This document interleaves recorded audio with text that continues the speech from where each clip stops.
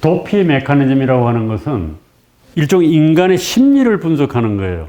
사회 경제적 어떤 여건도 중요하지만은 그것만으로는 나치즘의 인간의 행동을 설명하는 걸 충분하지 않다. 인간을 움직이게 하는 동기를 보라는 겁니다.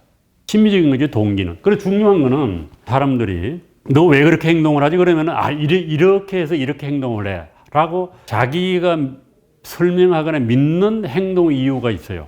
물론 그걸 속일 수도 있죠.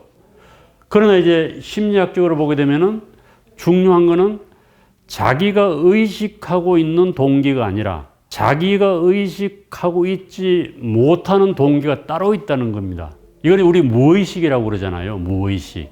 그래서 이 정신분석학자는 그 무의식을 들여다보는 거예요. 이건 본인도 모르거든요. 내가 왜 그렇게 행동을 했는지. 그래서 1차적으로 자신을 움직이는 동기라고 믿고 있는 동기와 실제 동기가 일치하지 않는다는 거예요. 실제 동기에 주목해서 봐야지 현상을 제대로 볼 수 있다. 이렇게 엘리 프롬은 얘기를 하는 겁니다. 자기는 정신분석학자니까 그걸 볼 수 있다는 거죠. 그리고 개인의 심리적 메커니즘과 집단의 심리 메커니즘은 동일하다. 이건 왜 그런가 하면 그런 개인들이 모여서 집단을 이루기 때문에 그렇다. 물론 이것이 동일하지 않다라고 보는 사람들도 있어요. 이렇게 믿는 사람들을 방법론적인 개체주의자라고 부릅니다. 개인을 보면은 전체를 알 수 있다는 입장이고 또 반대로 그게 아니다. 전체는 전체 나름의 어떤 속성을 따로 가지고 있는 것이지 개인의 속성으로부터 전체 속성이 나오는 건 아니다. 이렇게 보는 사람들은 이제 방법론적 전체주의자라고 부릅니다. 그런데 마르크시스트들은 대개가 방법론적 전체주의인데 이제 엘리 프롬은 심리학을 전공했기 때문에 아마 이 방법론적 개체주의로 간 것 같아요. 그래서 여기는 뭐 적극적 자유의 길이 있다. 사람과 일 속에서 자신의 어떤 감정적, 감각적, 지적 능력을 진정으로 표현하고 바깥 세계와 관계를 맺고 인간하고 관계를 맺는다. 그래서 다시 인간과 자연의 일체감을 이룬다. 여기서 이제 물론 원초적 유대하고 새롭게 맺은 이 관계는 완전히 다른 겁니다. 그리고 기본적으로 엘리 프롬의 생각은 우리가 어머님의 자궁으로 돌아갈 수 없듯이 원초적 유대로 돌아갈 수 없다라고 얘기를 해요. 과거 회귀는 안 된다는 거죠. 그리고 이제 도피 얘기를 아까 세 가지 얘기했죠. 권위주의, 파괴성, 자동 인형적 순응. 여기서 가장 이제 그 설명이 긴 게 뭔가 하면 권위주의입니다. 잃어버린 원초적 유대 대신에 새로운 2차적 유대를 추구하는 경향. 복종하거나 지배하려는 욕구. 이게 기본적인 권위주의 특성이에요. 그리고 대체적 자아의 독립성을 포기하고 자기의 어떤 사람이나 삶을 그 자신과 자아를 융합시키는 경우. 여기에서 나오는 건 뭐 민족일 수도 있고 어느 얼등한 지도자일 수도 있고 뭐 여러 가지 어떤 이념일 수도 있고 그런 게 되겠죠.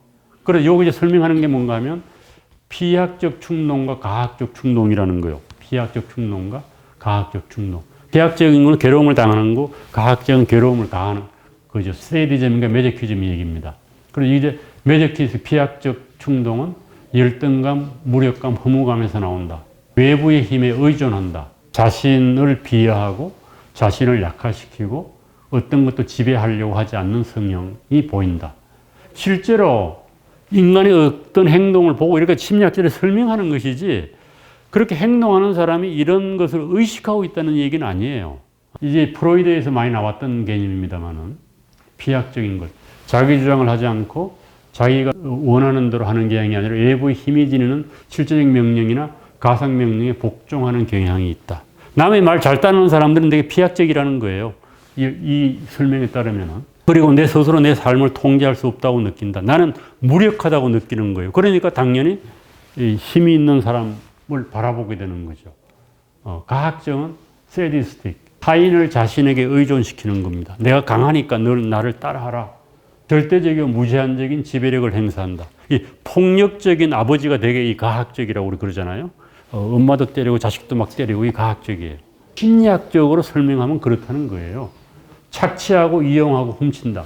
그리고 이 사람들이 하는 말이 뭐예요? 나는 무엇이 너에게 제일 좋은지를 알고 있기 때문에 너를 지배하는 거야. 너는 너 자신을 위해서 내 말을 거역하지 말고 따라. 이거 부모들이 하는 얘기 아니야. 다 이게 너를 위해서 하는 거야. 이게 과학적인 거야. 과학적인 거. 지도자도 그러잖아요. 꼭 나쁜 건 아니에요. 우리 국민교육 현장도 그런 거 아니겠어요? 국민을 계몽시키려고 하는. 그걸 지도자들은 되게 과학적 경향이 다 있는 거죠. 그걸 심리학적으로 보면 이렇게 볼 수 있다는 거예요. 과학적인 성격이 긍정적으로 표출이 된 거라는 거죠. 부정적으로 표출되면은 학대가 되는 거고, 나는 무엇이 너에게 제일 좋은지 알고 있기 때문에 너를 지배하는 거예요. 이건 독재들이 하는 얘기 아니에요. 이것도 상대적으로 보면은 상호 공생한다는 겁니다. 피학적인 것과 과학적인. 왜 그런가 하면은 피학적인 사람은 따라야 할 사람이 있는 거고, 과학적인 사람은 자기를 따라오는 사람이 있어야 되잖아요. 그러니까 이게 두 개가 합쳐지는 거예요. 이거에서 바로 뭐야? 공생관계에 있고 여기에서 권위주의가 나온다는 겁니다. 종교 지도자들도 그러잖아요. 그래서 아무도 안 따라와.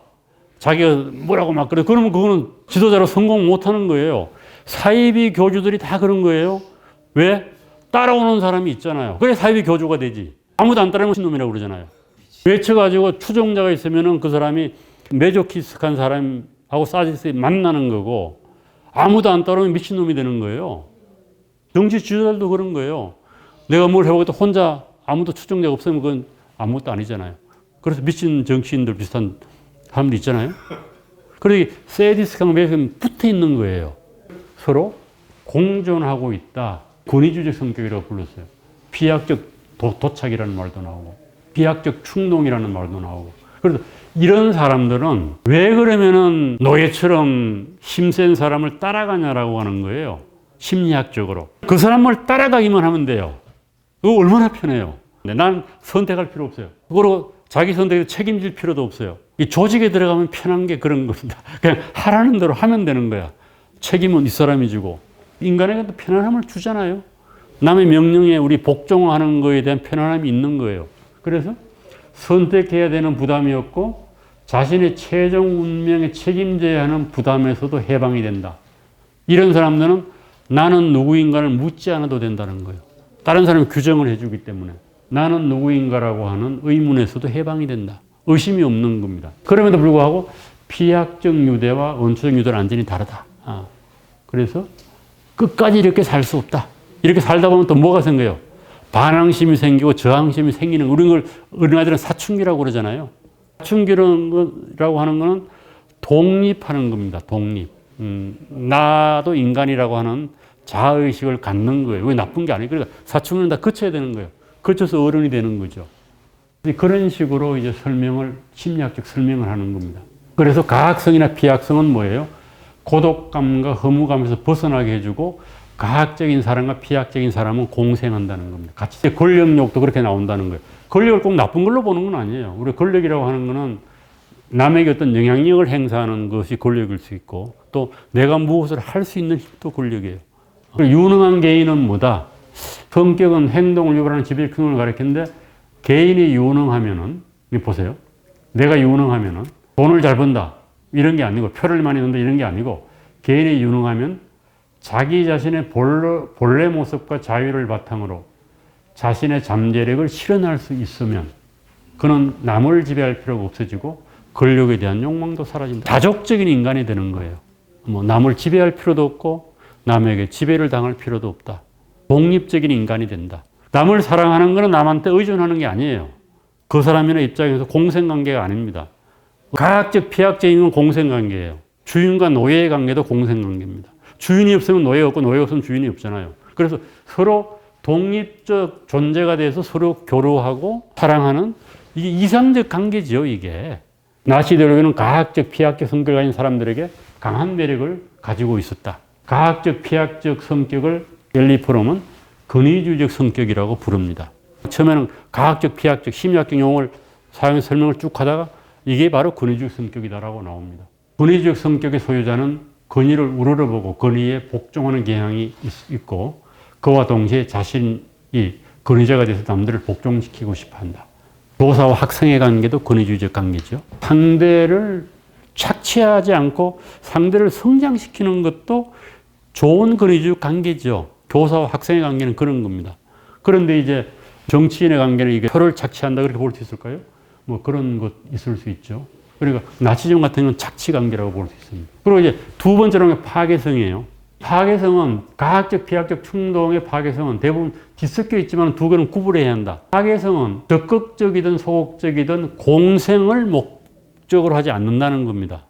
공생은 같이 사는 거 아니에요? 괴롭히기 위해서 상대방이 있어야 괴롭히고 괴롭힘을 당하기 위해서 날 괴롭히는 사람이 있어야 되는데 이 파괴는 그냥 없애버리는 겁니다.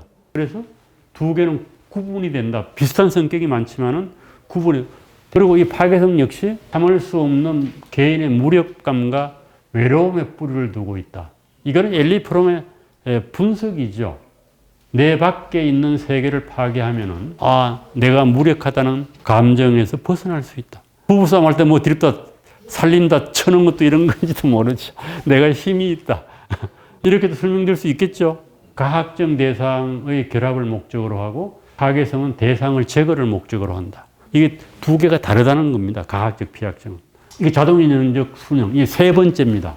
개인은 외부 세계의 압도적인 힘에 비해 자신이 무력하다는 느낌을 극복하기 위해서 자신의 본래 모습을 포기하고 외부 세계와 더 위협적이지 않도록 타인을 파괴한다고 하는데 이 외부 세계가 자신을 위협하지 못하도록 세계에 완전히 물러나는 방법과 자신을 심리적으로 확대해서 외부 세계를 상대적으로 축소하는 방법. 이건 외부하고 동일시하는 거예요.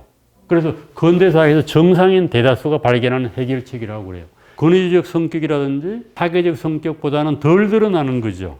나쁜 것처럼 보이지는 않고 그러나 똑같다는 겁니다. 내면적으로 보면은 다 외로워서 그렇다. 자기에게 책임을 안 지려고 해서 그렇다. 자기가 사라지는 겁니다. 예로 든 게 동물의 그 보호색이라고 하는 거 있잖아요. 주변 색깔하고 똑같아지잖아요. 이것도 여전히 뭐예요? 자유로부터 도피하는 하나의 방법이다. 그러나 그 대가는 뭐다? 자기를 잃어버리는 거다. 그러나 이제 엘리 프롬은 자기를 잃어버리면 안 된다는 겁니다. 지금까지 이한 도피 메커니즘을 히틀러한테 적용하는 건데 가장 많이 적용되는 거는 뭐 세 가지 다가 관련이 있습니다만은 가장 첫 번째 권위주의적 성격이 가장 설명의 폭이 넓고 물론 뭐 자동인형적인 것도 있겠죠. 모든 사람이 막 다 나치한테 하이 히틀러 하는데 나만 안 하면 불안하잖아요. 그러니까 어느 선을 넘으면 다 그냥 따라가는 거예요. 이게 자동인형적 순응이에요. 10%가 그래요. 그때는 괜찮은 것 같은데 나는 안 해도. 그러다 50% 넘으면 사람이 불안해지는 거예요. 그러면 이제 다 따라가는 거예요. 뭐 정치판도 그거 비슷한 거 아닌가요? 처음에는 몇 명이 있다가 여기 불어나면은 소외될까 싶어서 다수를 따라가는. 이게 자동인형적 순응인데 아마 히틀러도 그런 심리를 독일 사람 처음에는 가졌을 겁니다. 이상한 놈이다.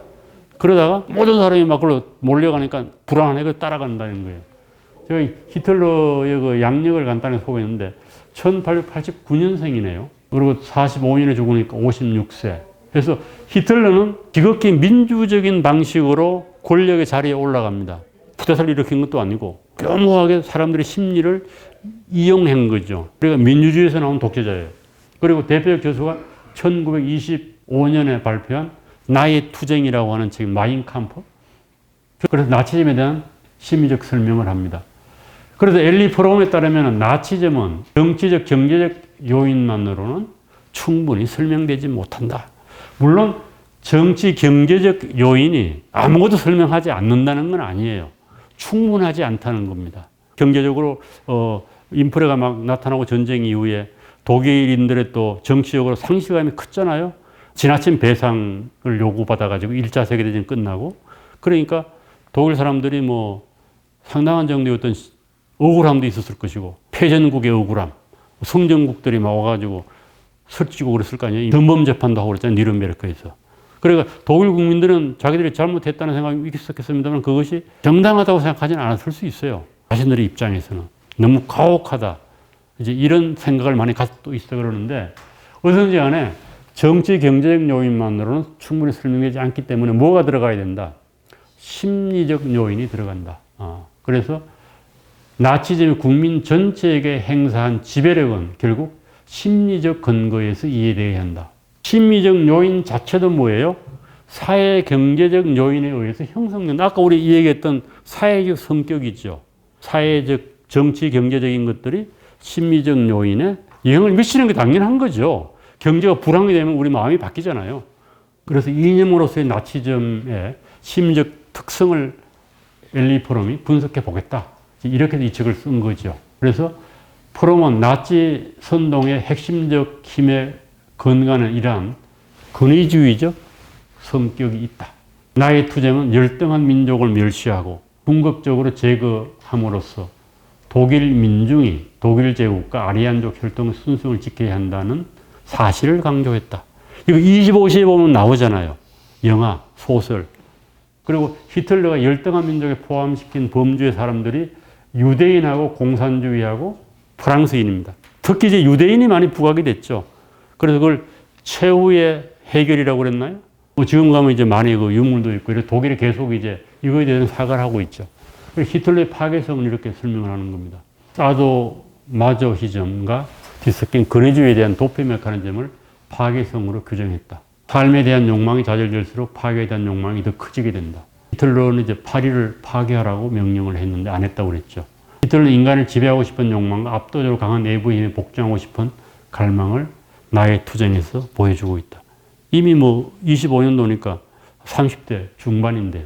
나치 이념은 지도자의 맹목적 복종, 인종적 정치적 소수파에 대한 정오, 정복과 지배에 대한 열망, 게르만족과 유럽 인종에 대한 예찬.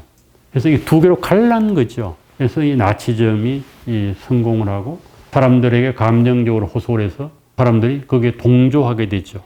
대단한 선전술이죠. 그 영화 같은 거 보면은 주로 밤에 많이 강의를 하잖아요. 선동을 하잖아요, 밤에. 캄캄에다가 조명. 요즘 쇼하는 거하고 똑같아요. 자기는 하얀 옷을 입고 나타나고 조명을 막 받으면서 일종의 신내림 비슷한 그런 거라고 볼 수 있죠. 하류 중산층이 나치의 열렬한 신봉자가 된다. 이렇게 했는데 이거에 대한 비판은 좀 많습니다. 상류층도 그랬다는 거예요. 그 당시 이제 가장 어렵고 불만이 많은 세력들을 엘리 포럼은 하류 중산층이라고 봤는데 실질적으로 이제 역사하고는 일치하지 않는다. 이런 얘기도 있습니다. 그러니까 하류 중산층의 심리적 특성으로 이런 얘기를 쭉 하고 있습니다. 강자에 대한 사랑과 약자에 대한 정오. 좀 하류 중산층의 심리를 나쁘게 얘기했나요? 편협함과 적개심이 있다. 르상티망이 있다는 거죠. 돈에 대한 대단히 인색하다. 엄격한 검욕주의다. 질투심과 도덕적 분노가 많다. 그래서 이들은 살면 경제적으로나 심리적으로 대단히 결핍 상태에 있었다. 어렵겠죠. 전쟁 끝나고. 그래서 무력감하고 불안했는데 거기에 대해서 이제 히틀러를 이용했다는 거예요. 그래서 나치즘이 결국은 심리적으로 설명을 한 게 이 엘리 포럼의 학문적 공적이라고 볼 수 있습니다. 근데 이거에 대해서는 또 반론도 꽤 많아요. 이론에 대해서는.